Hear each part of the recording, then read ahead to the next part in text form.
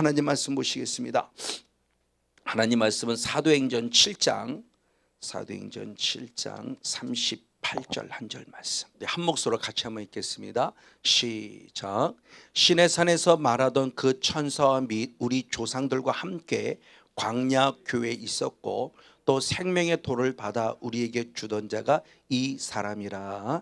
아멘. 할렐루야.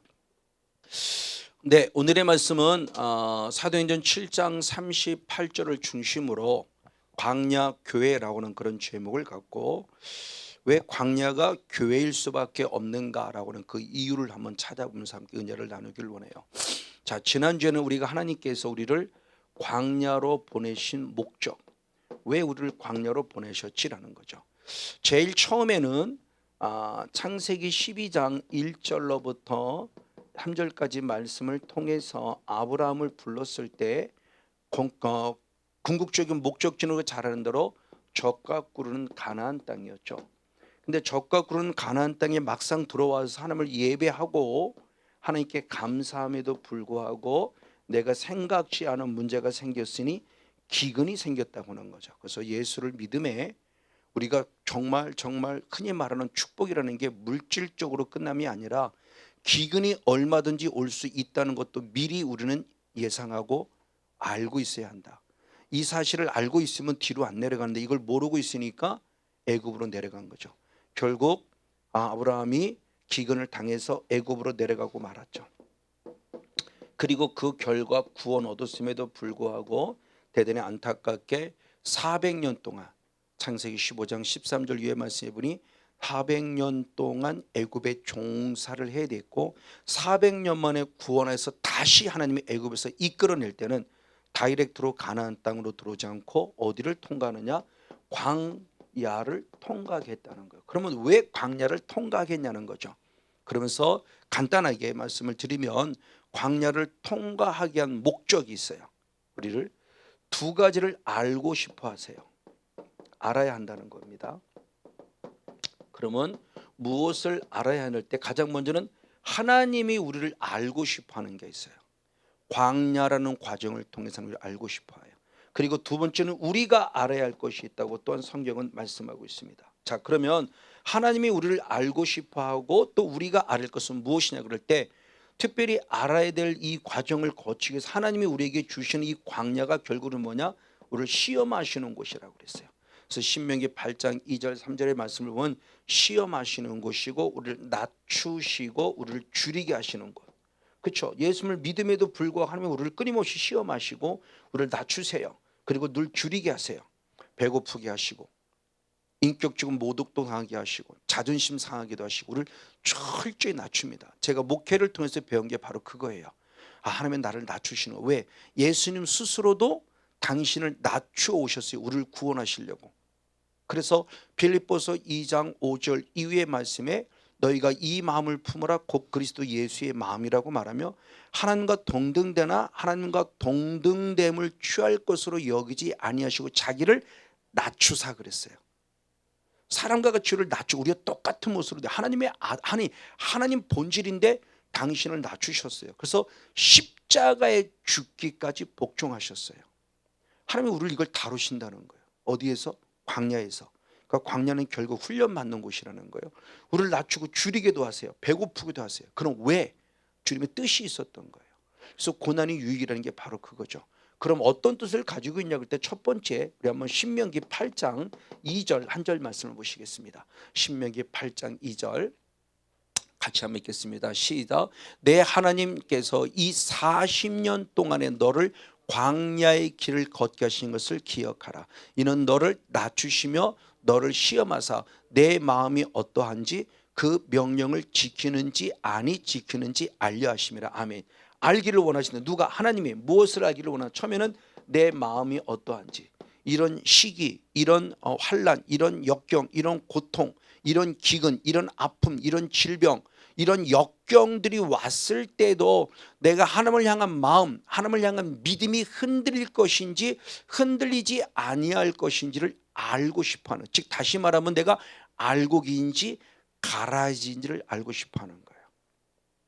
그 부족하지만 저는 이 영의 세계에 들어와서 그걸 드디어 깨달은 거예요. 그래서 이곳에 오기 전에 안양에 있을 때 2017년도에 말씀 가운데서 그때 9월 달인가의 설교 가운데 고난론에 관한 설교를 하면서 제가 고난론에 대해 다시 깨닫게 된 거예요. 아, 하나님이 우리들에게 왜 고난이라는 걸 허락해 주셨는가. 예전은 고난당할 때 직분이 목사임에도 불구하고 제 신앙은 연약했기 때문에 하나님께 원망했어요. 하나님께 불평불만했어요. 왜 이렇게 인격내가 모독을 당해야 돼요. 내가 뭘 잘못했길래 하면 내가 이런 아픔을 당해야 됩니까? 라고 말하며 하나님께 원망했어요. 참 어리석은 거죠. 직분만 목사지 너무너무 어리석었어요. 어린아이 같았던 거예요. 땡깡 부린 신앙을 가졌어요. 그러나 이제는 그걸 알아요. 오히려 하나님이 지금 내 마음을 헤아려 보려고 하는 거구나. 그럼 나는 인정받아야 돼요. 이 시간을 통해서 하나님 내 마음은 변질되지 않았습니다. 그래서 잠언서 4장 23절의 말씀에 무릇 지킬 만한 것보다 더욱 내 마음을 지키라. 왜? 생명의 근원이 이 마음에서 나오기 때문이다. 우리의 마음, 이 중심을 보시는 거죠. 중심. 그래서 하나님께서 사무엘을 통해서 다윗을 세울 때, 다윗을 통해서 다른 형제들을 세울 때 나는 사람을 외모로 보지 않고 뭘 본다? 중심을 보시는 게 바로 그거예요. 성건유 목사의 중심, 이게 바로 믿음이에요. 결국 이 말을 달리 말하면 내 믿음이 어떠한지를 보겠다는 거예요. 뭐를 통해서 하느냐? 환난을 통해서, 시험을 통해서. 창수가 나야 진짜인지 가짜인지를 알아요. 내가 반석에 세워진 믿음인지 모래 위에 세워진 믿음인 줄 알아요. 등 따쓰고 배불러서는 내가 진짜인지 가짜인지 몰라요. 등 따쓰고 배부르면 다 하나님께 하나님께 감사해요. 감사해요. 근데 진짜 감사는 등 따쓰고 배부를 때가 아니라 역경과 환난과 고난과 아픔과 시련이 올 때 오히려 인정받을 수 있어요. 그 마음. 그러면 두 번째, 이런 상황에도 하나님의 뜻을 끝까지 명령에 순종할 것인지 순종하지 아니할 것인지를 알기를 원한다. 제게 준 거룩한 명령이 있죠. 이제는. 그래서 저는 이 성회를 하겠습니다 라는 하나님의 고백을 했어요. 안양에서 이쪽으로 올 때 마지막 하나님이 제게 주신 음성이 있었습니다. 성회를 하라 해서 아멘 했습니다. 하겠습니다 라고 했을 때 부족하지만 이 장소를 허락해 주신 거예요. 이거보다 더 큰 장소를 가기를 원했지만 그건 계속 막혔어요. 하나님의 뜻이 아닌 걸 아마 제가 하고 싶었는데, 왜? 육신의 눈에 이만큼 내가 큰 거를, 큰 공간을 얻었다, 이만큼 우리 교회 재정이, 이걸 아마 제 그런 의도가 없었지만 제 밑바닥에는 아마 사탄의 존재, 그걸 자랑하고 싶어하는 마음을 가지고 있지 않았나. 그래서 철저히 회개했죠. 주님 잘못했습니다. 그러지 않아야 된다고 하면서도 내가 자꾸 뭔가 보여지는 걸 추구하고 있었군요. 용서해 주세요라고 말하며 주님의 음성을 듣고 하겠습니다라고 했을 때 바로 이 장소를 열어주신 거죠. 맞아, 이제는 그걸 더 깊이 알아가는 거예요. 이 영성을 가지고 있다면 아직도 내가 육을 뭔가 보여주고 싶어하는 내 연약함이 있었어요. 그러나 드디어 이제 압니다. 이 명령, 그 명령을 하려면, 이 명령에 순종하려면 죽을 수도 있고 고통당할 수도 있고 아파할 수도 있고 힘들 수도 있어요. 그럼에도 불구하고 주님 말하는 거예요. 이 명령을 지킬 것인지 아니 지킬 것인지를 주님이 알길 원해서 내 안에 무엇을 준다? 시험, 시련, 나를 광야로 보낸다. 이걸 인정받아야 돼요. 맞습니다. 이걸 아브라함은 인정을 받는 거죠. 그래서 이제야 네가 나를 경외한 줄 안다고 말하며 드디어 믿음의 조상으로서 축복의 일을 얻어가죠. 그건 좀 이따 다시 한번 다루도록 하겠고, 그 다음에 크게 두 번째의 모습은 우리 보고 알라고 하는 거. 이제는요, 처음에는 하나님이 알기를 원하시는 우리 보고 알라는 겁니다. 그럼 뭐냐? 신명기 8장 한번 3절 말씀 보겠습니다. 신명기 8장 3절. 신명기 8장 3절 시작. 너를 낮추시며 너로 줄이게 하시며 또 너도 알지 못하며 네 열조도 알지 못하는 만나를 내게 먹이신 것은, 하나님이 우리에게 만나를 먹이셨어요. 줄이게 하셨어요. 배고파요. 근데 세상의 가치를 의한 먹을 것이 아니라 하나님이 하늘에서 내려주는 생명의 떡을 먹여준 거예요. 그러나 이 만나는 육의 양식이기도 하면서 결국 뭐냐?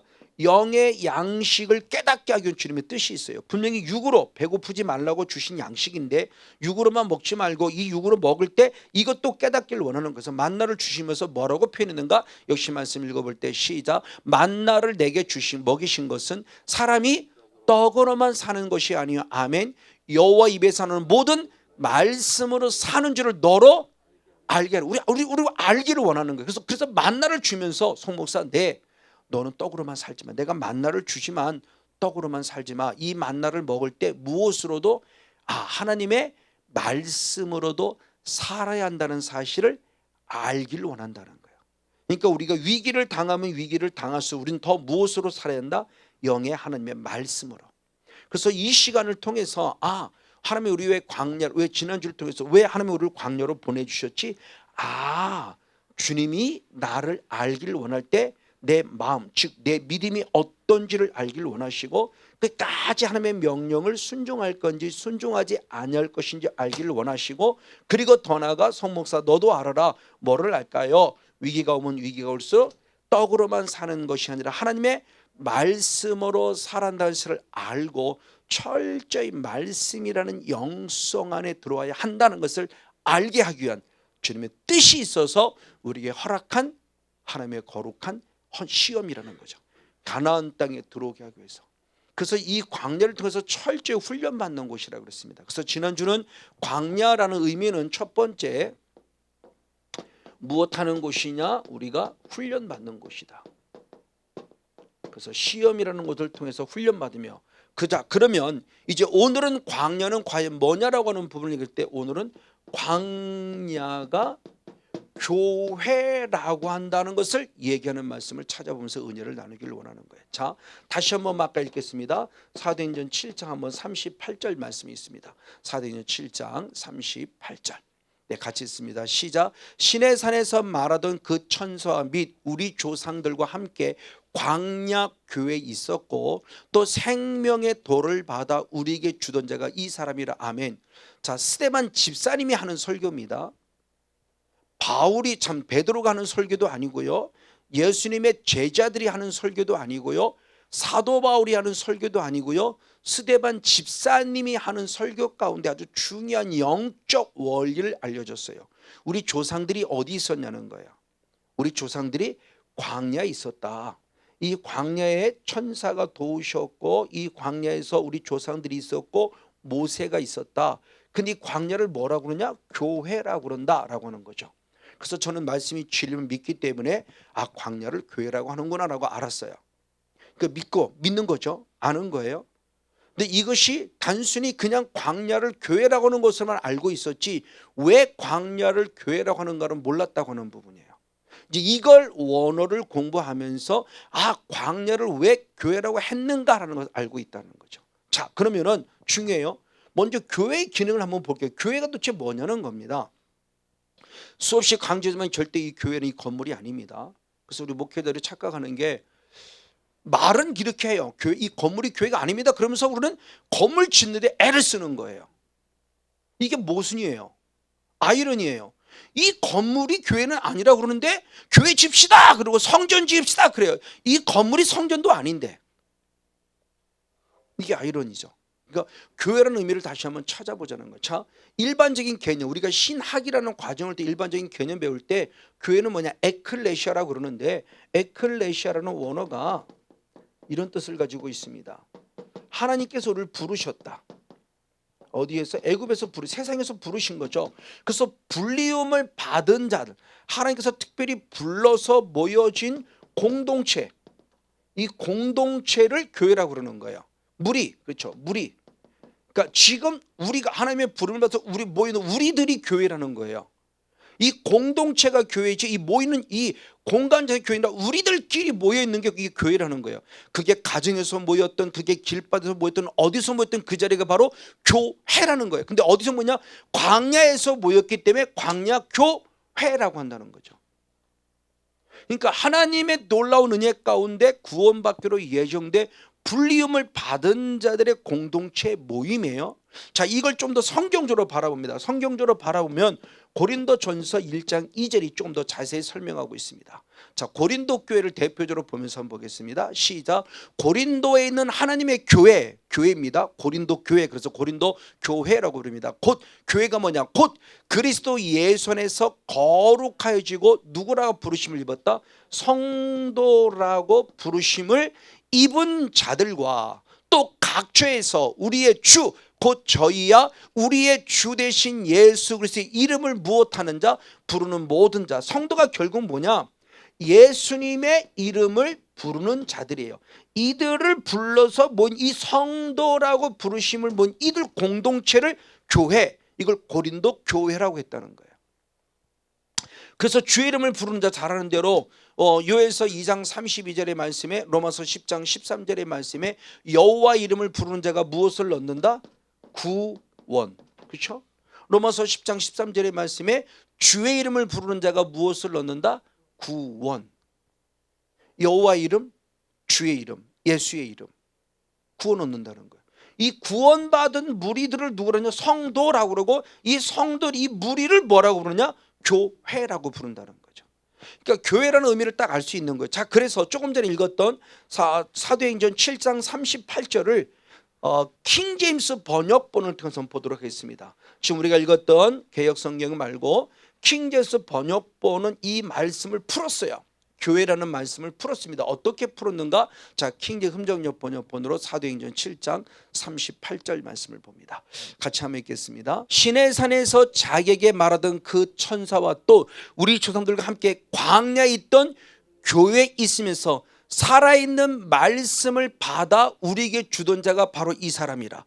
시내산에서 자기에게 말하던 그 천사 또 우리 조상들과 함께 광야에 있던 교회, 그때가 뭐냐? 살아있는 말씀을 받는 자들. 그러니까 하나님의 말씀을 받는 그 교회가 뭐냐라고 했을 때 교회에 대한 부분의 모습을 하나님의 말씀을 받는 자들의 모습이 있는 것이 바로 교회라고 말하며, 교회의 기본적인 기능이 무엇인가 된 부분을 정확하게 말씀해 주고 있습니다. 자, 그래서 이제는 그러면 교회란 과연 무엇하는 곳이냐라는 부분을 찾아보려고 그래요. 그래서 광야를 훈련받는 곳이면 교회라고 하는 모습은 교회의 기능을 지금 우리에게 가르쳐 주는 거예요. 교회가 어떤 기능을 가지고 있는가를 알 수 있어요. 자, 그러면 이 광야라는 모습이 어디서부터 나왔는가라는 뜻을 한번 살펴볼 때만이 우리가 이것을 알 수 있습니다. 자, 한번 좀 더 구체로 보겠습니다. 그러면 원어를 통해서 광야라고 했을 때, 자, 광야라고 하는 부분에 광야라고 하는 원어가 뭐냐? 미드바르라는 원어예요. 광야가 히브리어로 미드바르, 이걸 광야라고 합니다. 그럼 광야라고 하는 이 단어가 어디서 나왔냐? 유래된 단어인데 어근입니다. 어근이 뭐냐? 다바르라는 원어에서 나왔어요. 다바르라는 원어에서 미드바르라는 단어가 나왔어요. 자, 다바르라는 원어에서 광야라는 단어가 만들어졌다는 거예요. 그럼 중요하죠. 미드바르를 광야라고 말하는데 왜 광야를 교회라고 이해할 수 있는 근원이 여기 있었던 거예요. 그럼 다바르는 무슨 뜻이냐? 이건 동사입니다. 어떤 동사냐? 하나님이 직접 말씀하셨다. 누군가에게 하나님이 직접 말씀하신 것을 원어로 말할 때 다바르 그래요. 하나님이 누군가에게 말씀하셨어요. 이 하나님이 직접 말씀하신 거기 때문에 이거를 걸로 뭐라냐? 명령이라고 돼요. 하나님이 누군가에게 직접적으로. 대표적으로 출애굽기 6장 한번 2절 말씀을 보겠습니다. 출애굽기 한번 6장 2절 말씀. 자, 출애굽기 6장 2절 말씀 같이 한번 읽겠습니다. 시작. 하나님이 모세에게 말씀하여 가라사대 나는 여호와라. 나는 여호와라는 걸 직접 하나님이 모세에게 가르쳐 주는 거예요. 모세라는 존재가 직접 있습니다. 그 말씀하여 그때 저 말씀이 다바르예요. 하나님께 직접 모세에게 말씀해요. 성권용 목사에게 직접 하신 말씀이에요. 그리고 이스라엘 백성들에게 또, 그러니까 어떤 한 대상입니다. 개인일 수 있고 민족일 수 있고 또 큰 걸 수 있고 누군가에게 대상. 그러니까 우리는 기록된 말씀은 다 로고스죠. 기록되어진 주체들에게는 다 레마였지만 기록된 말씀은 로고스인데, 이 기록된 말씀이 내 말씀이 될 때 이걸 레마라고 그러는 것처럼 하나님이 내게 주신 말씀이라는 것. 내게. 대표적으로는 그렇게 얘기하죠. 베드로가 주님을 만났을 때 베드로야 네 그물을 저 오른편에 던지라 그럴 때 베드로가 그렇게 말합니다. 주님의 당신의 말씀을 의지할 때 당신의 말씀. 근데 그 말씀이 원어가 로고스가 아니고 레마. 왜? 내게 준 말씀이니까. 그건 베드로에게만 해당되는 말씀인 거예요. 다른 제자들에게 배 오른편에 던지라고 해서 그렇게 되는 역사는 베드로에게만 지금 해당된 거예요. 그 레마. 그러니까 하나님이 직접 베드로에게 주신 말씀이라는 거예요. 그러니까 백성들에게. 근데 그 말씀이 기록된 걸 우리는 읽고 있죠. 이걸 로고스죠. 근데 나에게도 똑같이 레마로 온다면 주님이 내게도 예를 들어 배 오른편에 그물을 던지면 나도 던지면 되는, 그러면 내게 주신 말씀인 거죠. 그러니까 이 말씀을 나는 레마로, 내 말씀으로 받아들이는 것이 바로 이 말씀입니다. 명령. 그래서 이 말씀을 드릴 때 출애굽기 24장, 또 다음에 또 찾지만 출애굽기 24장 3절 말씀을 보겠습니다. 출애굽기 24장 3절. 자, 같이 한번 읽겠습니다. 시작. 모세가 와서 여호와의 모든 말씀과 그 모든 율례를 백성에게 고하매 그들이 한 소리로 응답하여 거르되 여호와의 명하신 모든 말씀 때 저 명하신 저 명령이 똑같이 답하래요. 그러니까 하나님이 모세에게 명령했고 모세에게 명령한 이 명령을 백성들에게 들을 때 백성들이 하나님이 주신 명령을 우리도 받아서 그대로 순종하겠습니다 라고 말할 때 그 명령, 명하신, 그게 답하래요. 그러니까 이 명령은 지켜도 되고 안 지켜도 되는 것이 아니라 반드시 지켜야만 되는 필수라는 거예요. 왜? 내게 주신 직접 말씀이니까. 공부 잘해라, 이건 선생님이 누구에게 하는 말이에요. 공부 잘해라 얘들아, 누구에게 하는 말이에요. 주일 성수하세요, 누구에게 하는 말이에요. 목사가, 예수님도 하시고 성도 누구나 하세요. 근데 유난히 하나님이 내게 기도하는데 음성 주셨어요. 예를 들어 주일 성수하라. 오늘 만약 오늘 내가 일을 나가야 될 입장인데 하나님께서 아니 오늘은 나가지 말고 주일 성수해. 그럼 이건 내게 주신 레마죠. 내게 주신 따바르라는 거예요. 따바르. 그 의미를 생각하는 거는, 즉 광야가 왜 나왔냐, 광야가 뭐 하는 곳인지를 보는 겁니다. 이 광야라는 미드바르가 어디서, 하나님의 말씀이라는 곳에서 파생된 단어라는 거예요. 그러니까 결국 쉽게 말하면 이 광야에는 뭐가 있어야 되는 곳이, 하나님의 말씀이 있어야 되는 곳이라는 거예요. 그러니까 빨리 유추해 볼 수 있어요. 아, 광야를 왜 교회라고 그랬지? 아, 광야를 이래서 교회라고 하는 거구나. 아, 원어가 미드바르인데 그 미드바르는 나바르는 하나님의 말씀을 직접 주시는 말씀을 통해서 만들어진 것이구나. 아, 그러니까 광야의 생활을 하면 할수록 나는 더 무엇으로 채워야 하는구나? 말씀으로, 하나님의 말씀으로 채우는. 그래서 오늘 부른 찬양의 344장이나 399장은 계속 말씀, 약속을 계속 강조하며 찬양한 거예요. 굳게 서리라, 영원하신 말씀이에요. 영원하신 말씀이에요. 하나님의 약속 위에, 약속의 소망 위에. 내가 광야길을 걸어가면 걸을수록, 왜? 광야는 우리가 무엇하는 곳이다? 훈련받는 곳이에요. 결국은 내 뭐냐? 말씀을 아까 있어야 됨을 알게 하신다는 주님의 뜻을 빨리 깨닫고, 아, 광야를 내가 신앙생활을 하면 할수록 나는 더 어디에? 말씀이라는 것에 온전히 들어와 말씀을 통해서 신앙이 자라가야만 하나님이 그 신앙을 인정함에 있어서 마음이 어떠한지, 명령을 순종하는지 그 말씀을 인정함에 있어서 하나님의 약속된 축복을 공급받고 빨리 가나안 땅으로 들어갈 수 있다는 거예요. 그래서 광야라는 의미가 바로 이런 의미를 가지고 있다. 아, 광야는 그러면 결국은 하나님의 말씀이 있는 곳이구나라는 것을 알았어요. 자, 그러면 나바르라는 이 말씀이 있는데, 또한 반면에 나바르는 하나님의 말씀에서 파생된 또 다른 하나 단어가 있어요. 데비르라는 단어가 있습니다. 그럼 데비르는 뭐냐? 내소예요. 내소, 이것은 다리 말하면 지성소예요. 자, 지성소는 성막이었을 때 지성소라는 단어가 있었고, 솔로몬을 통해서 지어진 이후에는 지성소라는 뜻을 가지고 있지만 명칭을 뭐라냐? 내소라고 부르죠. 이 내소를 데비르예요. 자, 여러분도 열왕기상 왕상 6장 한번 16절 말씀을 보겠습니다. 열왕기상 6장 16절. 같이 한번 읽겠습니다. 시작. 또 전 뒤편에서부터 20규빗 되는 곳에 마루에서 천장까지 백향목 널판으로 가로막아 전에 무엇? 내소, 성전의 내소, 곧 뭐를? 지성소. 그러니까 내소하고 지성소는 뜻은 같아요. 같은 의미인데 지금 표현을 달리한 거예요. 성막 때는 지성소라고 부르고 있었고, 솔로몬을 통해서 지어질 때는 지성소라는 의미를 가지고 있지만 부를 때 내소라고 불렀다는 것. 이게 데비르예요. 그럼 지성소의 의미가 무엇인지를 알아야 데비르가 뭔지를 알 수 있을 거예요.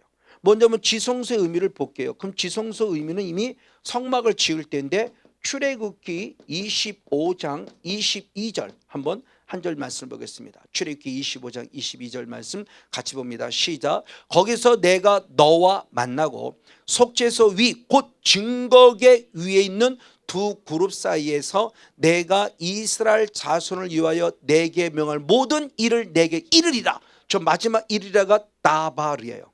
하나님이 직접 말씀하셨다는 거예요. 언제? 지성소에서. 그러면서 그랬어요. 거기서 내가 너를 무엇한다? 만난다. 어디에서 만난다? 거기서. 이 거기가 좀 지성소를 얘기하는 거예요. 출애굽기 25장에 지금 지성소에 관한 이야기를 할 때 하시는 말씀이에요. 거기서 지성소에서 내가 너를 만난다. 그럼 주님을 만났다는 게 뭐냐는 거죠. 내가 환상을 봐서 하나님이 예수님이 나타나셔갖고 뭐 머리가 이렇게 막 길었는데 막 피자국이 있는 예수님이 직접 오셔서 내 손을 만졌어. 이게 만난 거냐? 아니요. 환상을 통해서 보아서 주님을 만났다는 걸 말하는 게 아니에요. 그럼 거기서 지성소에서 나를 만나 주신다. 근데 그럼 만났다는 건 뭐냐는 거예요. 중요한 말씀이에요. 마지막으로 말씀해 보니까 두 그룹 사이, 즉 속죄소 위에, 그 속죄소에서 이스라엘 자손을 위하여 내게 무할 명할 모든 일을 내게 한다. 하나님이 내게 주신 명령이 있는 거예요. 내게 주신 명령. 그러니까 말씀을 주신다는 거죠. 모세에게 주고 모세가 그 말씀을 붙잡고 백성들에게 선포하는 거예요. 하나님이 이런 말씀을 주셨습니다라고 받은 레마를 백성들에게 레마로 선포하길 원하는 거예요. 근데 누군가를 로고스로 듣는 사람도 누군가를 레마로 듣는 사람이 있고, 저건 누구 집사님이 들었으면 좋겠다. 이건 로고스죠. 내가 들은 나보고 기도하라는 건 이건 레마예요. 지금 그겁니다. 다바르, 하나님의 준 다바르. 다바르는 하나님의 말씀이 어디서 있냐? 데비르라고 하는 내소 지성소에서 주신다는 거예요. 그러면 광야라는 의미를 빨리 파악할 수 있죠. 광야는 하나님의 말씀 있는 곳이 돼 그냥 일반적인 말씀 있는 곳이 아니라 지성소의 영성 있는 곳이 된다는 거죠. 그래서 나중에 주님은 출애굽기 30장 32장 넘어가서 성막을 짓는데 어디서? 광야의 성막을 짓잖아요.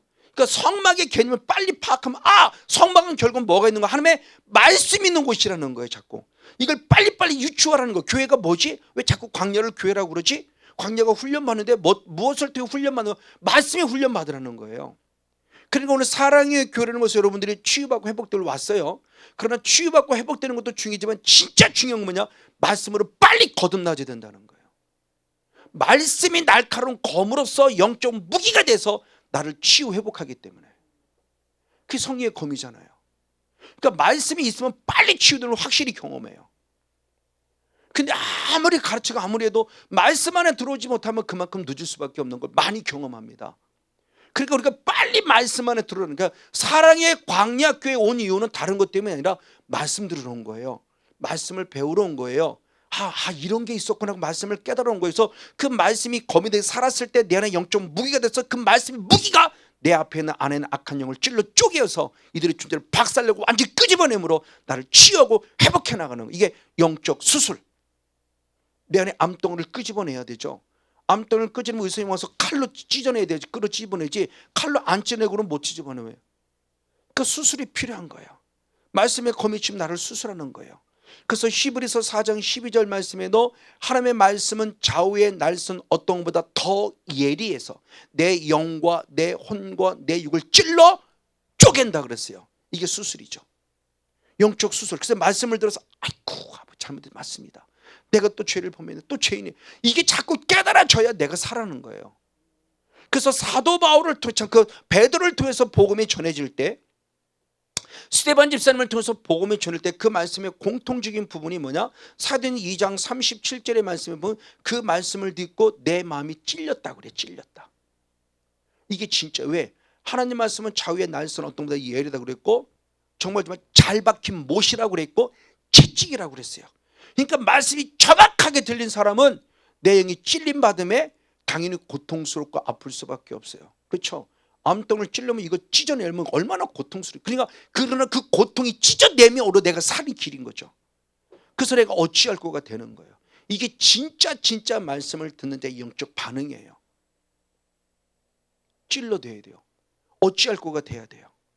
내 마음을 찔렸다는 마음의 표현이 되져야 돼요. 맞습니다. 어쨌든 이 말씀의 기능이 지금요. 거기서 나를 만나신다고 말하면서 주님이 내게 주신 거룩한 은혜의 능력이에요. 그러니까 지성소는 결국 뭐냐? 내비로 이 내소가 결국 뭐냐? 하나님의 말씀을 명령으로 받는 곳이다. 그래서 다바라는 하나님의 말씀을 통해서 광야라는 단어, 미드바라는 단어가 만들어졌고 데비르라는 단어가 만들어졌는데 결국 다바라 말씀을 통해서 미드바라는 원어의 의미를 살펴보고 데비르의 의미를 살펴보면 결국 광야는 하나님의 말씀이 있는 곳이어야 되는구나. 하나님의 말씀이 있는데 그것이 어떻게 하나님의 명령을 받는 지성소의 영성에 있어야 되는구나 라고 하는 부분입니다. 자, 번제단을 통과했다고 주님 만나는 거 아니에요? 그렇죠? 우리가 성막을 보면은 번제단이 있잖아요. 가장 먼저 번제단에서 주님 만났다고 안 그래요. 물두멍에서 주님 만났다고 그러지 않아요. 성소 안에 들어왔는데 성소에서 주님 만났다고 그러지 않아요. 바로 여기까지 들어와서 여기서 나를 만났다 그래요. 주님을 인격적으로 만나는 게 여기. 그러니까 주님 만났다는 건 다른 게 아니라 무엇인가 내가 명령을 받고 가야 돼요. 만약 예를 들어 오늘 여러분들이 오셔서 함께 은혜를 나누고 있을 때 만약 이 말씀을 들었습니다. 그리고 치유받고 갑니다. 그러면 여러분에게는 뭔가 명령, 하나님의 명령, 내게 주신 명령이 있어요. 그래, 그럼 내가 말씀을 읽게 되겠구나. 뭔가 알지 못하면 주님이 내게 지금 가지고 명령을, 말씀을 읽으라는 명령을 주십니까? 그러면 말씀을 이게 주님을 인격적으로 만났다는 거예요. 환상을 봐서 주님을 만났다는 게 아니고, 어떤 사람은 말씀을 읽으라 차원이 아니라 말씀을 묵상해 들을 생각이 드는 사람도 있을 거예요.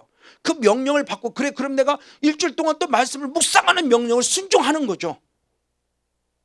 이게 바로 주님을 인격적으로 만났다는, 이게 지성소의 영성에 들어와서 하나님의 예배를 만난 예배 성공자의 삶이에요. 그냥 아무것도 왔다 목사님 뭐라 그래 모르겠어 나도 그냥 웃다가 가. 이건 절대 주님 만난 거 아니에요. 깔깔깔대고 웃다가 간다고요? 주님 만난 거 아니에요. 주님의 명령을 못 받았잖아요.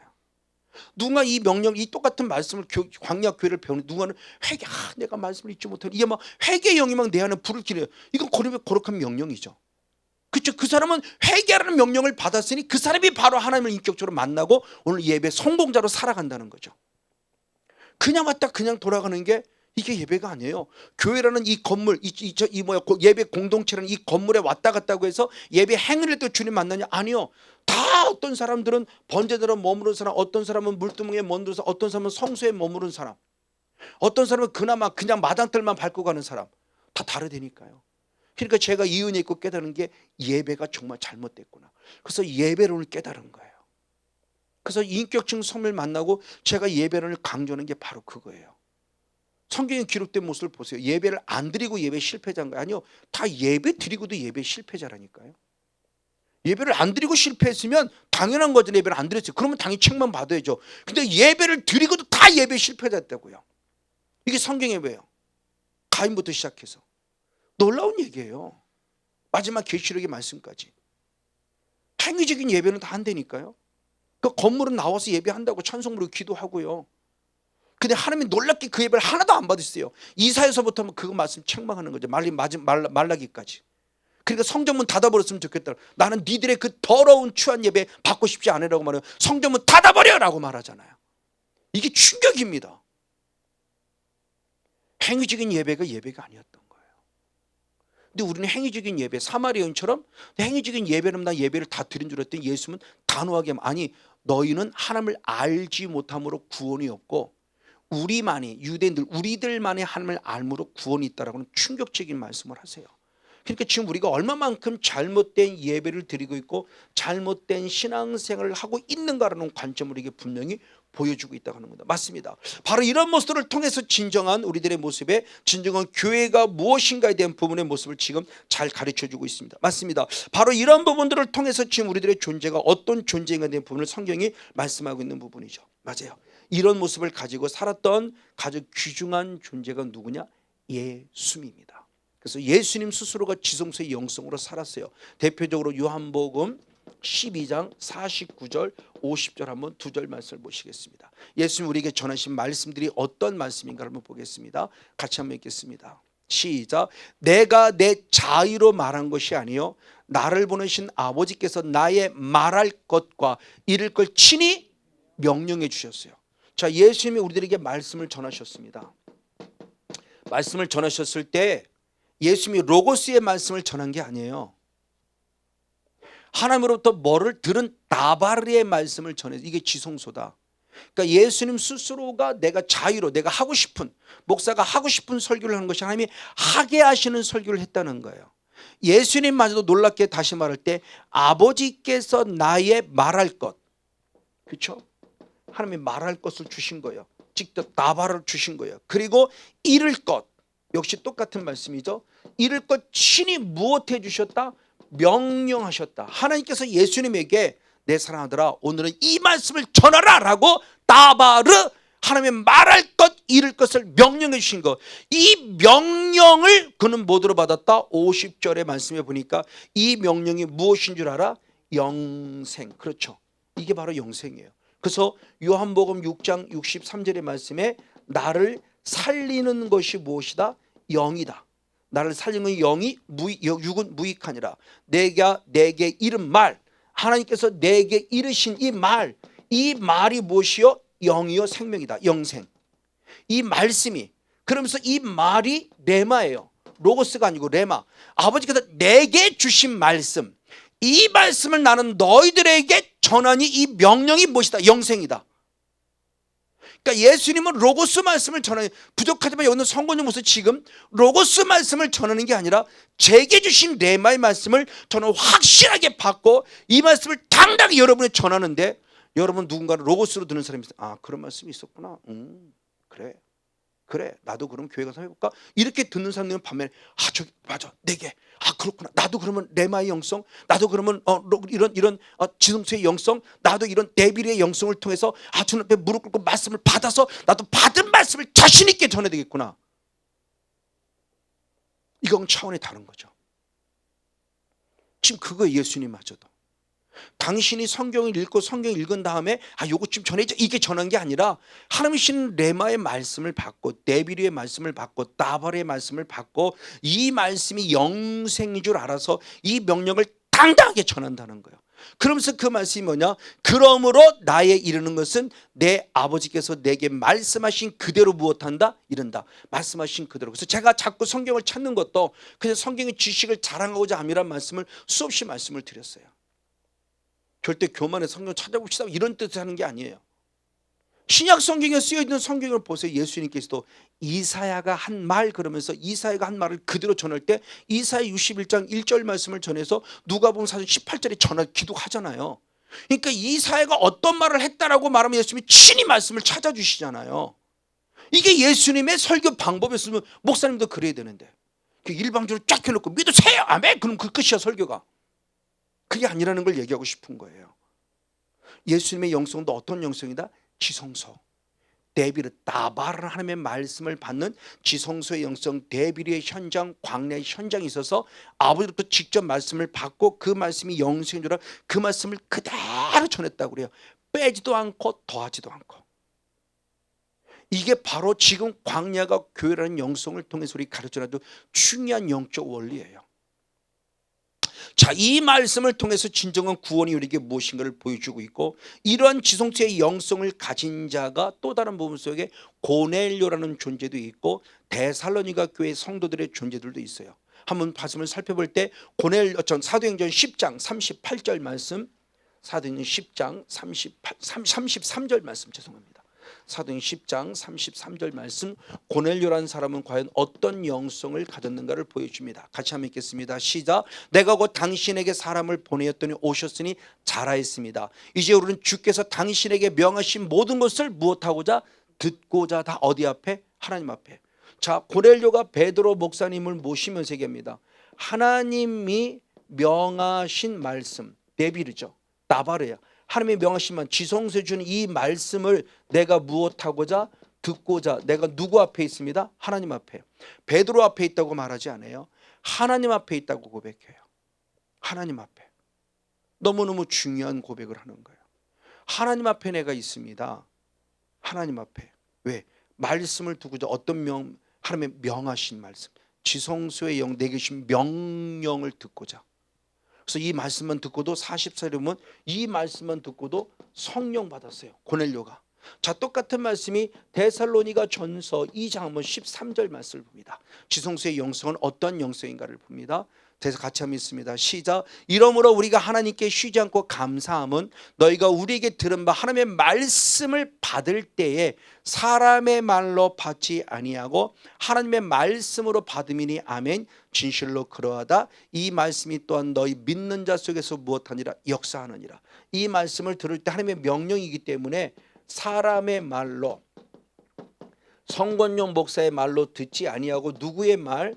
하나님의 말씀으로 들었을 때 이 부분 속에 믿음의 역사가 나타났다. 할렐루야. 그렇죠? 고넬료는 말씀만 듣고도 성령 받았는가 반면에 데살로니가 교회 성도는 하나님의 말씀으로 받았을 때 놀라운 일이 믿음의 역사를 이루어내는 놀라운 일을 경험했어요. 놀라운 축복이죠. 진심으로 놀라워요. 정말 귀한 축복이에요. 우리에게 지금 무엇을 가르쳐주고 있고 무엇을 요구하니까 교회의 기능이 무엇인가 된 분을 우리에게 가르쳐주고 있는 거예요. 너무너무 귀한 모습입니다. 맞습니다. 우리들이 이 영성이 지금 우리들에게 필요한 영성을 얘기해 주고 있는 거예요. 그냥 왔다 그냥 돌아오는 발걸음이 아니라 철저히 말씀 안에 서야 될 영성의 모습을 가르쳐 주고 있는 거예요. 맞아요. 자, 이런 모습을 통해서 결국 광야를 교회라고 명명했던 거예요. 왜 교회라고 했는 걸 이제 빨리 알 수 있죠. 광야가 훈련받는 곳인데 무엇을 통해 훈련받냐? 하나님의 말씀을 통해 훈련받으며 신앙이 자라가는 곳이구나. 그래서 말씀이 있음을 알게 하셨다는 뜻을 따라 빨리 내가 말씀 앞에 돌아와야 할 것에 대한 부분을 얘기해 준 거예요. 맞아요. 자, 이런 모습을 통해서 예수님이 스스로 그 말씀을 이루어내셨어요. 우리가 잘 알고 있는 유월절을 맞아 예수님이 12살 나이가 돼서 예루살렘 성전에 올라가죠. 그리고 유월절 예배가 끝났습니다. 하나님 예배한 거예요. 그렇죠? 감사하고 찬양하고 영광 돌린 겁니다. 다른 사람들은 예배 끝났으니까 찬송 올려드렸고 기도 올려드리고 감사헌금 올리고 그리고 가는 거예요. 그냥. 근데 잘한대로 예수님은 거기에 남아 계셨다는 거예요. 그러면 왜 남아 계셨냐는 겁니다. 거기에 선생들이 있어요. 율법 학자들 선생들이 있을 때 이 선생들의 말씀을 무엇하기도 하고 듣기도 하고 또 말씀을 무엇했어요? 묻기도 했어요. 몇 살 때? 12살 때. 그러면서 엄마가 뒤늦게 와서 왜 여기 있니? 그랬을 때 예수님이 중요한 말씀하죠. 내가 아버지 집에 있어야 할 줄 알지 못하시는 아주 의미심장을 얘기할 때 마리아가 저 말이 무슨 말인지 알았다는 얘기를 해요. 한번 성경도 확인해 봅니다. 누가복음 2장 46절 49절 시작. 사흘 후에 성전에서 만났어요. 누구를? 예수를. 그가 선생님들 중에 앉아서 저에게 무엇도 하기도 하고 듣기도 하고 묻기도 하시니 예수께서 가라사대 때 어찌하여 나를 찾으셨나이까? 내가 아버지 집에 있어야 될 줄 알지 못하셨습니까? 하시니 그 말을 기이 여기더라. 누가? 어머니가. 아차, 내 아들이 아니라 하나님의 아들이지 라고 깨달은 거예요. 그러니까 하나님의 아들은 예수님 스스로가 성전에 대한 열심을 친히 보여줬다고 요한복음 2장 16절 위에 말씀에 18절에 쭉 기록되어 있죠. 하나님의 성전에 대한 열심, 그 성전의 열심은 뭐예요? 오직 무엇 때문에? 하나님에 대한 말씀 때문에. 그러니까 찬양 드리고 기도 드리고 예배 드리고 감사 드리고 헌금 드리고 이것으로만 끝난 게 아니라 이것을 드렸으면 반드시 뭐를 받아? 하나님의 말씀을 받는다는 거죠. 그러니까 다른 사람들은 행위적인 예배를 드리고 갔어요. 근데 예수님만은 홀로 남아서 12살밖에 안 됐는데 그 선생들과 함께 오늘날 말은 말씀 전하는 목사님들과 함께 말씀을 나누는 거예요. 그러니까 오늘날 예배 가운데 중요한 핵심이 말씀이라는 거죠. 예전에 그게 말씀 없이 행위적인 예배로 제사만 드리고 그냥 가버린 거예요. 다 말씀이 없는 제사였죠. 근데 예수님은 그거 원리 아니, 광야는 교회야. 교회는 말씀이 있는 곳이어야 되는 거야. 이게 지성소의 영성이야. 그러니까 스스로 남아서 선생들에게 말씀을 듣기도 하고 묻기도 하고 12살밖에 안 된 저그만 아이가. 그렇죠. 이게 참 얼마나 감사. 이게 그러니까 교회의 기능이 결국 뭔가에 대한 부분의 모습을 이게 분명히 알려주는 거예요. 그래서 예수님 스스로가 말씀할 때 첫 사역 속에서 예수님 스스로가 어디로 갑니까? 성령이 충만하고 40일 금식기도 하셨음에도 불구하고 광야 교회로 가셨죠. 광야로 가셨죠. 그럼 광야로 왜 가셨습니까? 마귀에게 시험 받으라고. 지금 이게 이제 이해가 안 됐더니 지금 이제 이해가 된다고 그러는 거 얘기를 하는 거죠. 처음에 이해가 안 됐어요. 그러면 광야에게 마귀에게 시험 받으러 가셨을 때 우리는 잘 아는 대로 무엇으로 이깁니까? 말씀으로 이기죠. 기도로 이기고요. 그렇죠. 금식하는 기도로 40을 이겼고 말씀으로 이겨요. 근데 말씀을 이기면서 주님이 첫 번째 주신 말씀이 마태복음 4장 4절이죠. 이 말씀이 신명기 아까 읽었던 8장 3절 말씀을 그대로 인용한 겁니다. 예수님 스스로가 한번 마태복음 4장 4절의 말씀을 한번 한 목소리로 같이 한번 읽겠습니다. 시작. 예수께서 대답하여 가라사대 때 기록되어 있을 때 사람이 떡으로만 살 것이 아니요 하나님의 입에서 나오는 모든 말씀으로 살 것이라 하였느라 하시나. 아멘. 그러니까 광야에 들어와서 마귀의 시험을 받던 어떤 조건이 있든 우리는 반드시 무엇으로 살아야 한다? 하나님의 말씀으로 살아야 한다는 것을 알라는 거예요. 그 교회라는 우리가 울타리 안에, 광야라는 울타리 안에 사랑의 교회라는 광야 교회에 들어왔으면 다른 것 없다는 거. 우선은 가장 먼저 무엇부터 배우는 자, 무엇부터 듣는 자, 말씀을 듣는 자가 되어야 내 영이 진정한 구원이라는 거예요.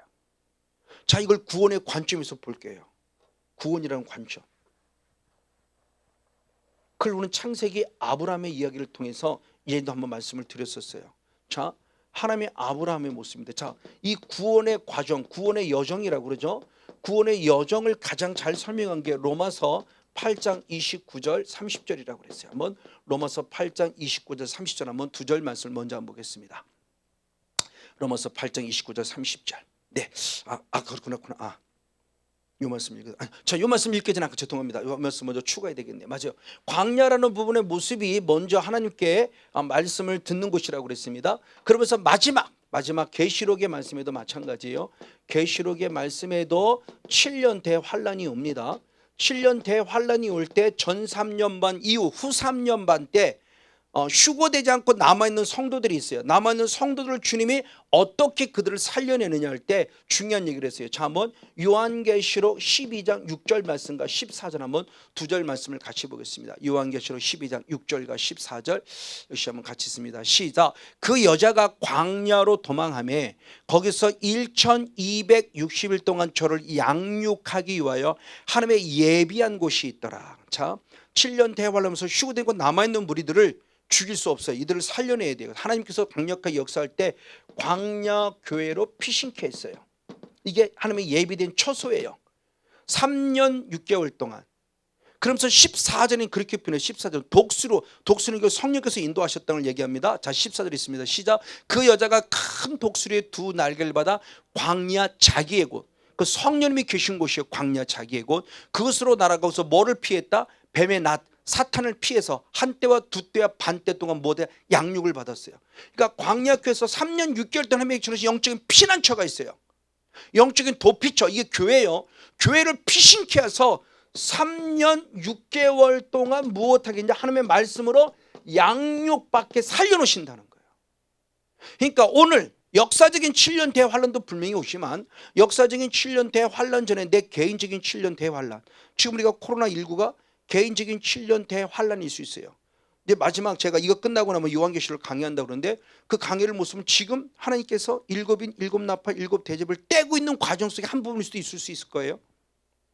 완벽하게는 아니지만 앞으로 이루어질 과정의 한 부분일 수 있어요. 왜? 질병으로 역사한다고 했으니까. 3분의 4분이 죽는다고 그랬어요.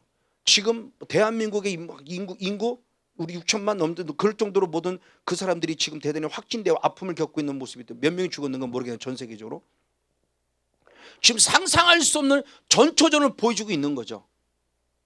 전초전. 어떤 분은 또 개인적으로 지금 코로나 때문에, 그렇죠, 만약 사업이 망해진 사람은 7년 대환할 수 있을 거예요. 이런 위기가 왔을 때 우리는 어디로 피하냐는 거냐. 병원으로 피하고 법원으로 피하고 다른 곳으로 피하지 말고 광야교회로 피하라는 거예요. 내가 고난이 오면 올수록. 그래서 광야교회 들어가 무엇을 하면 말씀으로 양육받으며 견디고 이기라는 거예요. 그 사람들이 결국 14만 4천 명을 말하는 거예요. 신천지에 속아 넘어가지 마시고요. 그러니까 지금 우리가 결국 무엇을 하느냐, 각자가 7년 대환란이 있을 때 주님이 얘기해 주는 거죠. 성령께서 나를 업어서 어디로 나느냐, 자기의 꽃 광야꽃으로 가서 거기서 뭐냐, 여기서 잠깐 기다리고 있어. 3년 6개월 동안. 그래서 무작정 기다리가 아니라 말씀으로 양육받으며 기다리고 있어 라고 말하며 말씀을 통해서의 삶을, 그래서 하나님의 아까 얘기했던 하나님의 교회, 하나님의 집, 하나님의 교회라고 그랬고 하나님의 집이런데 하나님의 교회 집이 무엇임을 얘기하느냐, 디모데전서 3장 15절 말씀을 봅니다. 사도 바울을 통해서 뭐라고 표현했는가, 디모데전서 3장 15절 말씀 같이 한번 있습니다. 시작. 만일 내가 지체하면 너로 하나님의 집에서 어떻게 행하여야 할 것을 알게 하려 함이니. 아멘. 하나님의 집에서, 이 하나님의 집, 하나님의 교회에서 내가 어떻게 행하여야 할 것, 아까 말하면 이것이 하나님이 주신 명령이죠.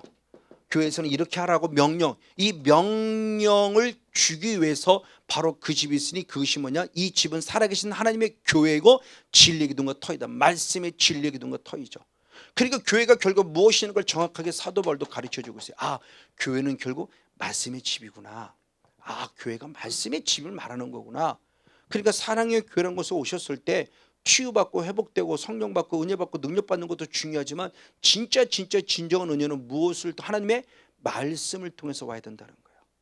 그러니까 말씀이 없는 예배? 아니요. 예수님도 6월절 제사를 드리고도 말씀을 듣기 위해서, 듣기도 하고 묻기도 위해서 성전에 기다리면서 선생님들과 함께 말씀 안에 거했어요. 이게 진정한 예배라는 거예요. 그러니까 지금 우리들의 영성을 바로 그것을 가르쳐줘. 그걸 아까 조금 전에 얘기했던 구원이란 여정 속에서 봅니다. 그러면 하나님은 우리를 어떻게 구원하시는가를 것을 봤을 때 구원의 여정, 하나님의 계획과 섭리가 있어요. 자, 한번 구원의 여정을 보면서 한번 살펴볼 때 로마서 8장 29절 30절 한번 두 절 말씀을 같이 한번 보시겠습니다. 시작. 하나님이 미리 아신 자들로 또한 그 아들의 형상을 본받게 하기 위하여 미리 정하셨다. 자, 주님이 미리 아셨어요. 예지. 그리고 미리 정하셨어요. 예지하시고 예정하셨어요. 무엇하기로? 예수님의 형상을 본받게 하기 위해서. 즉 구원받게 하기 위함이죠. 우리는 무엇으로 창조되었다? 하나님의 형상. 예수님의 형상이고 보이지 않는 하나님의 형상이라고 그랬어요. 골로새 2장 15절에. 그러니까 예수님의 형상은 곧 누구를 얘기해? 하나님의 형상이죠. 우리 하나님의 형상을 되찾는 걸, 이 형상을 되찾는 거예요. 자, 이 형상을 되찾고 구원받게 하기 위해서 미리 아시고 예정하고 우리 구원하기로 예정하신 거예요. 자, 그리고 그럼 어떻게 구원하느냐 그랬을 때, 자, 30절 말씀에 가장 먼저를 무엇한다? 부르셨다. 이게 교회라고 그랬죠. 불러내시는 거예요. 부르셨다. 그래서 부르신 다음에 무엇하게 하셨다? 의롭다 하셨다. 의롭다 하시는데 무엇하게 하셨다? 영어롭게 하셨다. 이게 주님이 우리를 지금 이끌어 가시는 거예요. 자, 하나님의 자녀 구원받은 백성으로 만들려고 부르시고 의롭다 하시고 영어롭게, 이게 하나님이 우리를 구원으로 이끌어가는 여정이에요. 이게 신학의 가장 기초이고 신앙의 가장 기초예요. 믿음의 가장 기초예요. 저는 그것을 누구로부터 봤냐? 아브라함으로부터 봤다는 얘기를 수없이 많이 했죠. 자, 그래서 창세기 12장 1절에 하나님이 아브라함을 불러내시죠. 어떻게 불러내냐? 자, 창세기 12장 한번 1절 한 절 말씀을 같이 한번 보겠습니다. 시작. 여호와께서 아브라함에게 이르시되 너는 너의 본토 친척 아비 집을 떠나 내가 내게 지시할 땅으로 가라. 하나님이 아브라함을 미리 아셨어요. 그리고 구원하기로 예정하셨어요. 그래서 어디에 불러내? 어디서? 갈대아 우르에서. 너의 본토 친척 아비 집을 무엇하라? 떠나라. 세상에서 떠나라. 그리고 어디로 와라? 내가 내게 지시할 땅, 적과 꿀은 가나안 땅으로 와라. 이게 구원이다 라는 걸 지금 얘기해 주는 거예요. 그래서 이를 불러내십니다. 불러내시도 5절 6절 7절 8절 9절 10절 말씀을 7절부터 8절하고 10절 말씀을 보면 가나안 땅에 드디어 도착해서 하나님께 뭐하냐? 예배를 드려요. 그렇죠? 예배를 드려요. 예배를 드리는데 뭐가 기근해? 아까도 서두에 말씀했지만 기근이 와요. 기근이니까 어디로 내려가냐? 애굽으로 내려가요. 자, 이게 놀라운 얘기예요. 자, 한번 같이 해보겠습니다. 창세기 12장 7절로부터 10절까지.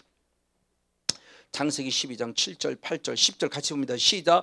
여호와께서 아브라함에 나타나 가라사대 때 내가 이 땅을 네 자손에게 주리라 하신지라. 그가 자기에게 나타나신 여호와를 위하여 그곳에서 뭐를 쌓고? 단을 쌓고 거기서 베델 동편 산으로 옮겨 장막을 치니 선은 베델이고 동은 아이라. 그가 그곳에 여호와를 단을 쌓고 여호와를 불렀다. 예수를 불렀다. 하나님을 예배를 드렸다는 거예요. 근데 10절의 말씀에 그 땅에 뭐가 왔다? 기근이 있으므로 아브라함이 어디에 우거하래요? 애굽에 우거하래. 그리로 내려갔다. 기근이 왔어요. 하나님 예배했는데, 분명 하나님 예배했는데 기근이 왔어요. 그러니까 애굽으로 내려가요. 그래서 수없이 말씀을 드린 겁니다. 창세기 12장, 창세기 13, 창세기 14장이 이 상태에 있는 아브라함이 구원을 받았다, 구원받지 못했다. 이 문제를 좀 심각하게 생각해야 돼요. 우리는 막연히 구원받다고 생각해. 왜? 예배를 하니까. 아니요. 구원받지 못한데도 예배해요. 사마리 여인도 예배하잖아요. 근데 주님이 너희는 구원이 없다고 그러잖아요. 예배 행위가 없어서 구원받지 못한 게 예배하고도 구원받지 못했다니까요. 그러니까 그렇게 잘 알아야 돼요. 영적인 모습을. 창세기 12장, 창세기 13장, 창세기 14장 11절까지 드립니다.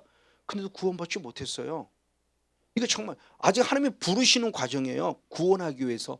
아직 구원받지 못했어요.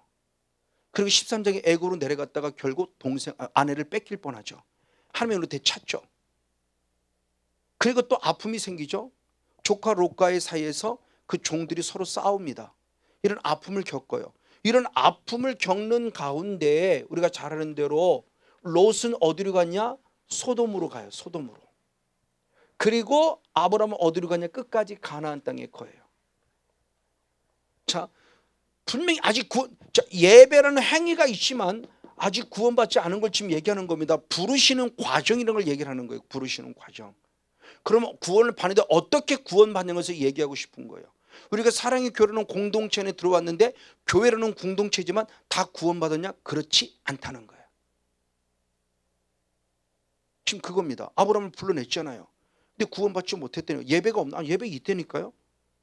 예배 있는데 그러니까 열매를 보고 안 온 거예요. 그러니까 예배를 드리면 자꾸 세상으로 나가요.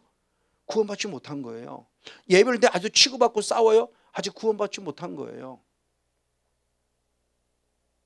주님이 불러냈잖아요. 근데 아직 구원받은 건 아니에요. 불러냈을 때 아직 의롭다 여기지 않았어요. 아직 주님이 놓치지 않고 끝까지 붙잡는 게 감사하긴 하지.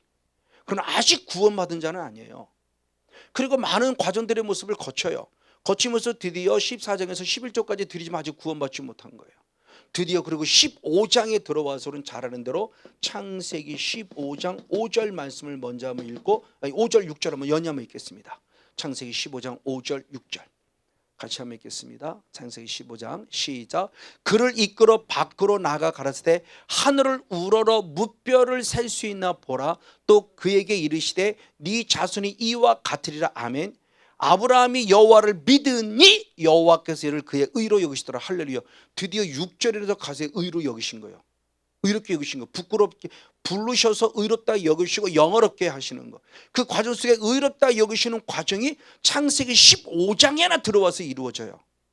그럼 12장 13장 14장에서는 아무리 아브라함이 가나안 땅에 도착해 아무리 예배를 드려도 구원이 없는 자예요. 예배라는 행위는 하잖아요. 종교인으로 살아가요. 기독교인이라는 종교인으로 살아도 아직 성도는 아니에요. 구원받은 건 아니라고요. 이게 바로 갈아지고 껍데기들이죠. 교회라는 공동체는 있다니까요. 우리는 공동체예요. 공동체. 교회 이게 사랑의 교회는 공동체는 있지만 다 구원받은 게 아니라고요. 너무너무 많은 종교인들이 있어요. 그런 대표적인 인물들이 신약에서 바리새인들이죠. 예수님이 바리새인들 보고 구원받았다고 하나요? 아니요. 구원받다가 안 해요. 사탄의 자식들아 그러죠. 네가 지옥의 판결을 피할 수 있겠냐면 지옥 간다고 말하지 그 사람들 보고 천국 간다고 말하지 않아요. 그러니까 현대판 바리새인이 많다니까요. 현대판 가라지. 이 성건용 목사가 현대판 가라질 수 있어요. 11년 전만 해도 제가 인격적인 성을 만나기만 전에만 해도 목사로서는 사명을 직분은 가졌지만 정말 하나님을 내가 인격적으로 만난 믿음 안에 서서 정말 확실한 구원의 확신을 갖고 목회를 했냐 할 때 아니요. 왜? 저는 자꾸 애굽으로 내려갔잖아요. 하나님께 원망했잖아요. 그 열매를 보고 한다는 게 바로 그거예요. 조금만 힘들어하면 원망하고 불평 불만하고 내가 뭘 잘못해 따지고 또 어린아이 신앙처럼 깽깽거리고 깽깽거리는 그런 신앙하고 있고 근데 직분이 목사라고 구원받았다고? 아니요. 그거 아니에요. 저는 하나님이 놓치지 않고 창세기 12장 13장 14장 안에 아직은 붙잡고 있는 게 감사하지만 아직 구원받은 게 아니었다는 거죠. 그럼 뭐로 구원받냐? 15장 16장에 들어와서 믿으니 믿음을 통해서 의롭다 여기심을 구원을 받았는데 그럼 이 믿음이 과연 무슨 믿음? 그냥 믿습니다가 믿음인가요? 아니요. 여호와를 믿었는데 어떻게 믿었냐라는 거예요. 무엇을 믿었냐는 거예요. 이게 바로 구원의 핵심입니다. 그래서 5절을 말하는 거다. 다시 한번 5절 말씀을 한번 더 봅니다. 5절 말씀은 도대체 뭐를 믿었는가를 보는 겁니다. 5절 말씀을 같이 한번 보겠습니다. 시작. 그를 이끌고 밖으로 나가 가라사대 때 하늘을 우러 무뼈를 셀 수 있나 보라. 또 그에게 이르시되 네 자손이 이와 같으리라. 자, 아브라함이 나왔는데 아무것도 가진 게 없을 때 어느 날 아브라함아 네 하늘을 봐봐 뭐가 있니? 별이 있네요. 별이 참 많지. 네 저 별들이 많은 것처럼 네 자손이 이와 같이 저 별들이 많은 허다한 무리처럼 네 자손이 이렇게 많게 해줄 때 그걸 믿었다는 거예요. 그 말씀을 주신 하나님을 믿었다는 게 막연히 믿습니다 이게 아니었다는 거예요. 예수님 믿습니다. 뭘 믿는데? 뭘 믿는지 몰라요. 믿습니다 그냥. 그게 믿음이 아니에요. 그게 구원이 아니라는 거예요. 그러니까 우리의 믿음의 구원은 결국 무엇에 근거해야 되냐? 하나님의 약속. 이것이 바로 하나님의 말씀, 약속된 이 말씀을 믿는 이 말씀이, 그래서 구약 신약 약속의 약속, 옛날은 약속, 새로 앞으로 오실 약속, 이 약속을 믿는 게, 이 약속을 기록한 게 성경이고, 이 약속을 믿는 게 이게 참 믿으며 이 믿음을 통해서 우리에게 구원이 있다는 걸 약속하는 거예요. 그러니까 막연한 신앙이 아니라는 거예요.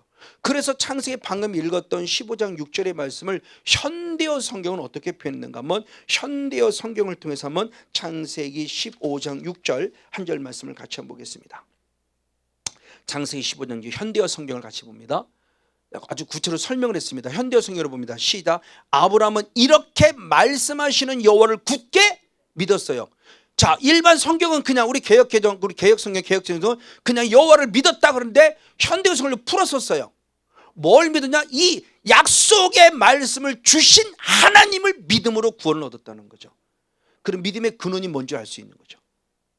믿음의 근원이. 그러니까 아브라함이 믿는 믿음은 그냥 막연히 믿습니다. 하나님 믿습니다. 하나님 이게 구원이 아니라는 거예요. 교회를 열심히 다니는 게 구원이 아니에요. 예배 행위를 열심히 하는 게 구원이 아니고 11조를 안 빼먹고 드리는 게 구원이 아니에요. 아직 창세기 12장 13장 14장에 아브라함은 구원받지 못했어요. 그렇게 종교적인 행위를 해도, 그렇게 예배를 드려도. 왜? 열매를 보면 아니까. 아직도 애굽이 좋아요. 아직도 싸우고요. 아직도 부딪히고요. 이게 예배, 열매. 무슨 기도에서 기도 응답에 대한 열매가 많은 걸 얘기하는 게 아니고, 그래서 제가 믿음을 깨달은, 믿음은 결국 삶이구나. 삶. 예수님 이 땅에서 뭘 말씀만, 아니요, 당신의 삶을 본을 보여준 거잖아요. 나를 본받으라고 그랬잖아요. 예수님이 믿음이 뭔가를 직접 삶으로 보여줬어요. 하나님을 믿는 믿음이 뭔가를, 당신의 삶, 나중에 십자가 죽기까지 당신의 삶을 보여줌을, 이게 믿음이구나, 이거구나라는 걸 알려준 거예요. 삶의 삶. 이게 행함이 있는 믿음이에요. 무슨 행위를 했다고 얘기하는 게 행함이, 그 행위 구원이 아니에요. 내 삶의 삶, 내가 정말 예수를 믿기에 남편하고 어떻게 살고, 아내에게 어떻게 살고, 부모님과 어떻게 살고, 형제와 어떻게 살고, 성도와 어떻게 살고, 내가 예수 믿지 않은 사람 어떻게 살아가고 있는가를 보여주는 거예요. 예배 행위를 하고도 계속 애굽으로 나가요? 그래도 세상이 좋아, 그런데 구원이 있다고요? 아니요, 주님 절대 아직 구원 없어요. 11조를 잘 되면 구원이, 아니요, 아직 구원 없다니까요. 14장에 11조 드리잖아요. 근데 구원 없어요, 아직요. 그런 행위 자체를 주님이 받는 게 아니라는 거예요. 진정한 믿음은 얼마큼 약속을 믿는 믿음을 가지고 있냐는 거예요. 그래서 로마서 4장에도 그 약속이 조금 더 의심치 않았다고 그러잖아요. 말씀을 믿는 믿음이 조금 더 의심치 않았어요. 그래서 믿음이 조상이 되는 거예요. 그러니까 지금 우리들에게 이 교회를 가르쳐주는 겁니다. 교회가 뭐냐는 부분의 모습을 가르쳐주고 있는 거 맞아요.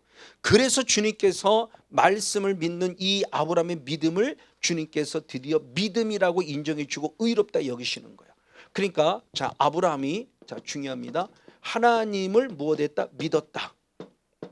그래서 의롭다, 구원을 얻었다, 의롭다 여기심을 받았다. 그러면 믿었다 그럴 때 이 믿음이 뭐냐 그럴 때 그냥 막연한 믿음이 아니라 5절과 연결시켜 보니까 하나님이 무엇, 그 말씀을 붙잡는 이 믿음을, 이 말씀을 믿었다, 이 말씀. 그래서 요한복음 1장 1절의 말씀에 태초에 뭐가 계시라? 말씀이. 하나님 말씀이 무엇과 함께? 하나님과 함께. 그러면서 결국 하나님이 곧 무엇이고? 말씀이고, 말씀이 곧 무엇이다? 하나님이다. 그러니까 태초부터 하나님이 뭐와 함께다? 말씀과 있었다. 그 말씀이 곧 무엇이다? 하나님이다. 그러니까 결국 우리가 창세부터 요한계시록까지 말씀을 짓고 있습니다. 로고스라는 기록된 말씀을 읽을 때 이 말씀 안에서 우리가 누구를 발견하는 거예요? 하나님, 예수님, 성령님. 그래서 사도 요한이 요한일서 1장 1절의 말씀에 이 말씀을 통해서 예수님을 만졌다, 예수님을 만났다, 예수님의 음성을 들었다고 표현하는 거예요. 그럼 여기는 송건영 목사도, 근데 이게 영의 세계를 알기 전에는 그냥 막연히 목사로서 지식으로 갖고 있는 말씀을 전달한 거예요. 틀린 건 아니에요. 왜? 지식의 말씀의 은사도 있으니까.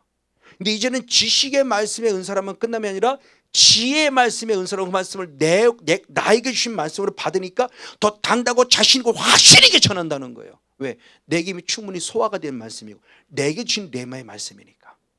예수님이 이렇게 말씀을 전했던 건 성권용 목사님도 마찬가지인 거예요. 그럼 이곳에 계신 여러분들도, 성도님은 성도님들대로, 목사님은 목사님들대로 레마의 말씀으로 만나야 돼요. 이게 진정한 구원의 출발점인 거예요.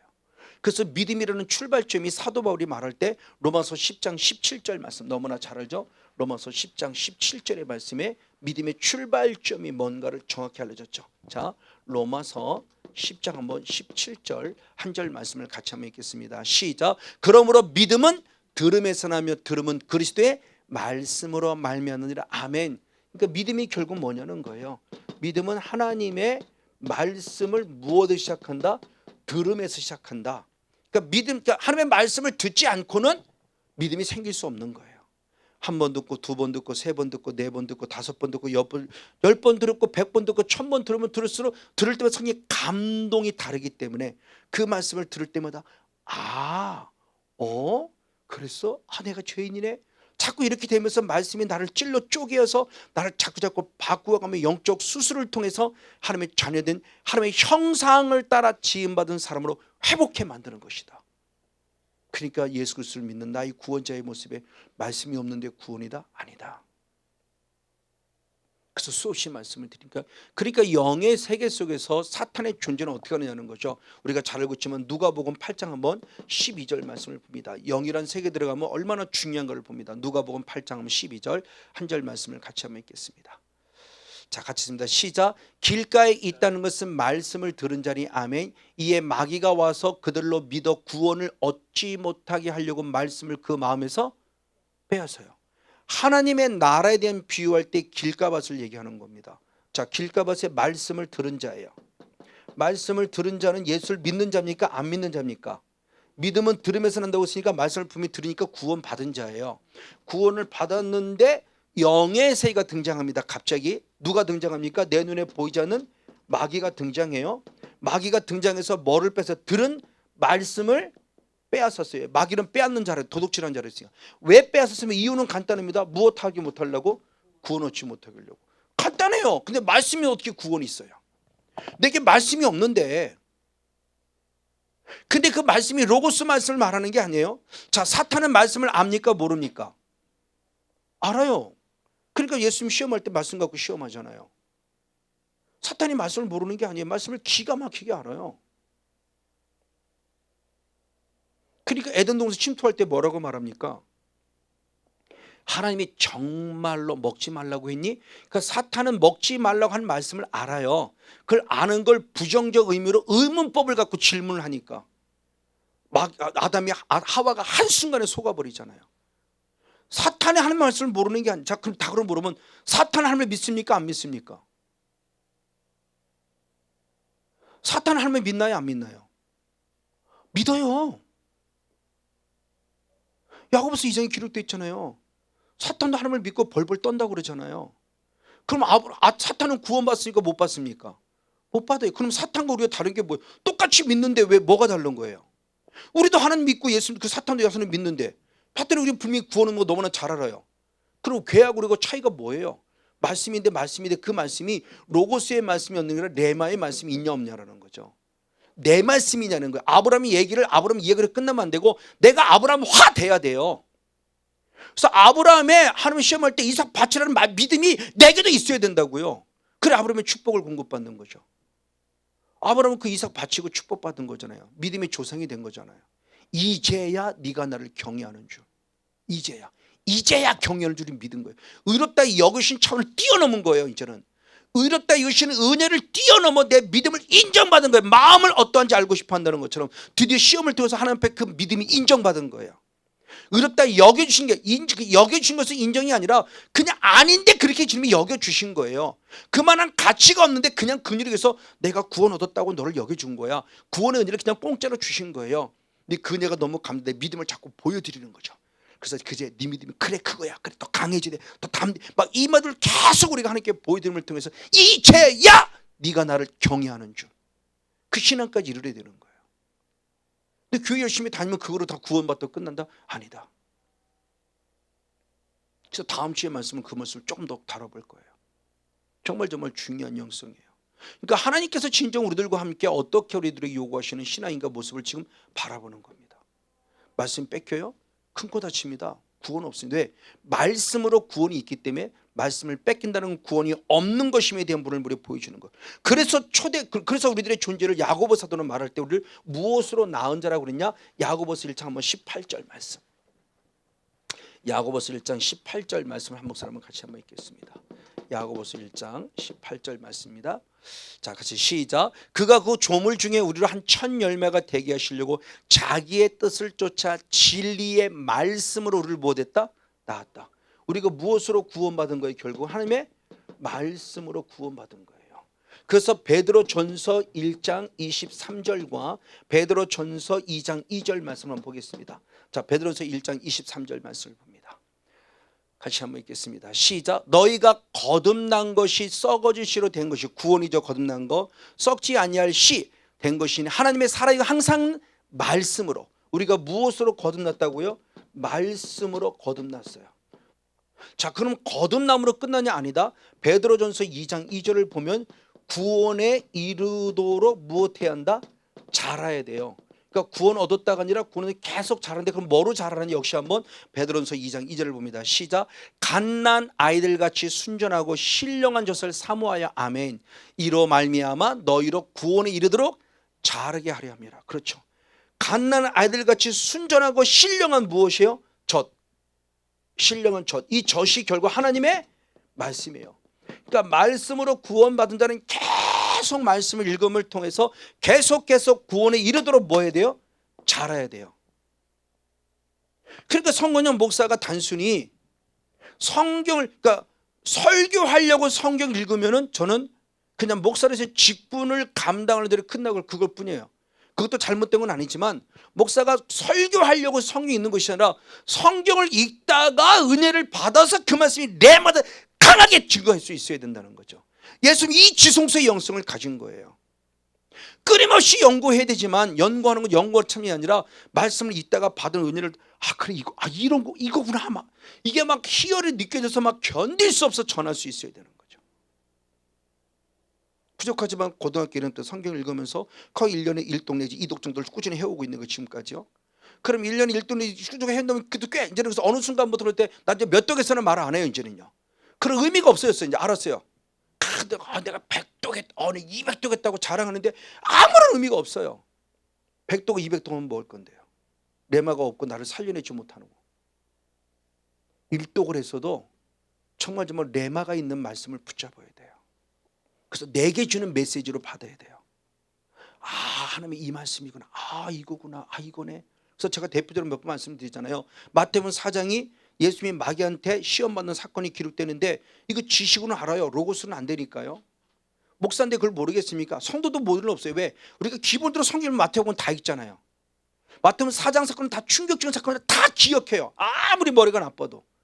마귀한테 시험을 받아. 근데 그때는 지식으로만 받는 마귀한테 시험 받는구나 했는데 어느 날 제가 갑자기 왜 시험 받지? 지식으로 아는데 어느 날 갑자기 부딪히는 겁니다. 아니 예수님 하나님의 아들인데 왜 시험 받아 마귀한테? 말이 안 되잖아. 하나님한테 왜 하나님의 아들이 마귀한테 시험을 받아? 더구나 40일 금식 기도까지 하시는데 왜 시험을 받아? 이게 이해가 안 되는 안 받아들여지는 거예요. 불편은 진실이에요. 말씀을 부인할 수는 없는데 제 불편은 너무너무 불편해요. 근데 이 궁금함을 갖고 끊임없이 기도하다가 2009년 9월 달에 영적인 세계를 경험해서 하고 이제는 깨달아지는 거죠. 왜 예수님이 마귀한테 시험을 받았고 왜 영적 싸움을 하셨는 걸 이제는 아는 거예요. 그러니까 그 왜 기록했는 걸 이미 그 메시지를 모르니까 그냥 지식의 말씀. 예수님이 시험 받았어 마귀한테 3가지 시험했어. 근데 이겼어. 이거로만 끝나요. 3가지 시험 받은 내용 얘기하고 예수님이 결국 이겼다는 내용. 그런데 왜 이겼는지 무엇 때문에 이겼는지 왜 시험 받았는지 그래서 마귀는 어떻게 했는지 예수님이 때 이거에 대한 부분에 설명이 안 되니까 그냥 지식의 말씀을 받는 성도는 지식의 말씀. 마귀 시험 받았구나.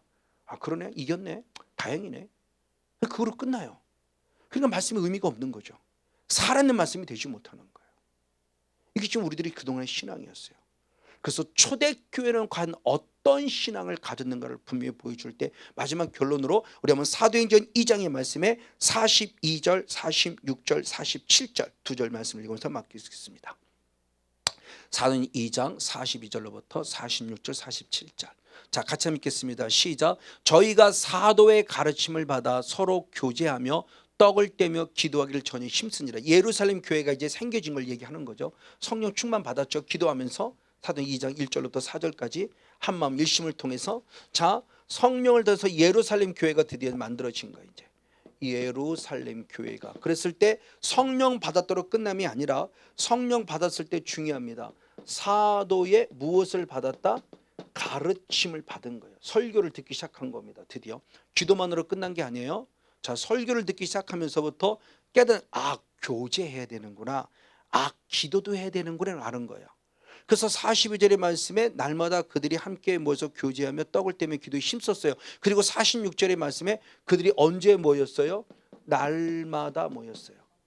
날마다 한 번만 모여, 우리처럼 수요일만 모인 게 아니고 금요일 주일날만 모인 게 아니고 날마다 새벽 기도를 통해서 날마다는 뭐지? 날마다 모였어요. 그래서 뭐 했냐? 성전에 모이기 힘써서 집에서 떡을 뗐고 기쁨과 순전함으로 음식을 나눴고 교제했고 교육했고 하나님을 찬미했습니다. 그랬더니 또 온 백성이 칭송을 받고 나서부터 중요한 얘기가 있어요. 자, 주께서 무엇 받는 사람을, 구원받는 사람을 날마다 무엇하셨다? 더하셨다. 그래서 결국 3,000명 5,000명 허다한 무리가 예수를 믿는 놀라운 역사가 나타난 거죠.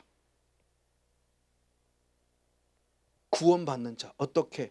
날마다 모여서 사도의 가르침을 받으며 교제하며 떡을 떼며 사랑을 나누며 기도하며 찬양했더니 칭송을 주변 사람들에게 칭찬을 받으면서 나도 예수 믿을게, 나도 예수 믿을게, 나도 예수 믿을게인데 그 출발지마다 사도의 가르침을 받아서부터 할렐루야. 결국 구원의 출발점은 뭐다? 말씀이다. 그럼 교회 기능은 결국 뭐다? 말씀이 있어야 한다. 이게 주님이 피로 값주고 선 교회 기능이에요. 그럼 사랑의 교회 결국 뭐가 있어야 돼요? 말씀. 그럼 우리가 이제 교회라고 그랬어요. 사랑의 교회 이름으로 보면 우리가 교회예요. 그러면 여러분은 뭐가 있어야 돼요? 말씀. 왜? 우리는 말씀으로 낳은 자이기 때문에, 말씀으로 인해서 구원받은 자이기 때문에. 그러면서 이 시간 말씀을 들으셨으면 계시록 1장 3절의 말씀에 읽는 자가 되고 듣는 자가 되고 지키는 자가 복이 있나니 하나님의 때가 가까움이라. 오늘 주 여러분 다시 한번 진정한 교회로서의 역할을 감당하며 말씀을 읽고 듣고 말씀을 지켜 행하는 모습 가운데서 교회다운 교회로서의 멋진 건강한 교회를 이루어가며 더 성령 충만한 가운데 오늘 베드로의 고백처럼 말씀으로 구원을 얻었으면 구원에 이르기까지 자라가는 영적 축복의 주인공 우리 모두가 되어지기를 주님의 이름으로 간절히 축복하고 축원을 드립니다.